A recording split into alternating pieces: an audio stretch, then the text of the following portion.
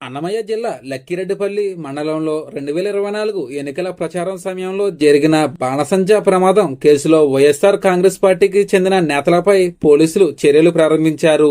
ఎన్నికల ప్రచారంలో జరిగిన ఈ ఘటనలో ఓ వ్యక్తి కంటిచూపు కోల్పోవడంతో జాతీయ మానవ హక్కుల కమిషన్ సీరియస్ అయ్యింది. వెంటనే ఎన్హెచ్ఆర్సీ ఆదేశాలతో పోలీసులు కేసు నమోదు చేశారు. వివరాల ప్రకారం లక్కిరెడ్డిపల్లి మండలం అగ్రహారంలో వైసీపీ శ్రేణులు భారీగా బాణసంచా కాల్చారు. ఈ సమయంలో ప్రమాదవశాత్తు లోకేష్ అనే యువకుడు తీవ్రంగా గాయపడి ఒక కన్ను కోల్పోయాడు. దీంతో బాధితుడు ఎన్హెచ్ఆర్సీని ఆశ్రయించగా కమిషన్ సూచనల మేరకు పోలీసులు చర్యలు చేపట్టారు. ఈ ఘటనకు సంబంధించి మొత్తం 19 మందిపై లక్కిరెడ్డిపల్లి పోలీసులు ఎఫ్ఐఆర్ నమోదు చేశారు. ఈ జాబితాలో మాజీ ఎమ్మెల్యే గండికోట శ్రీకాంత్ రెడ్డి, రమేష్ రెడ్డి, ఎంపీపీ సుదర్శన్ రెడ్డి తదితరులు ఉన్నారు. ఇందులో భాగంగా ఈ రోజు ఉదయం ఎంపీపీ సుదర్శన్ రెడ్డిని పోలీసులు అదుపులోకి తీసుకున్నారు. మిగతా నిందితులపైన త్వరలోనే విచారణ చేపట్టే అవకాశం ఉంది.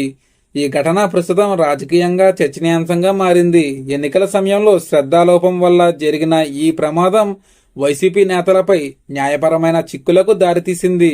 ఇది ఫ్రెండ్స్ ఈరోజు వీడియో. ఇటువంటి మరిన్ని వీడియోస్ కోసం మన ఛానల్ని సబ్స్క్రైబ్ చేసుకోండి. Thank you friends.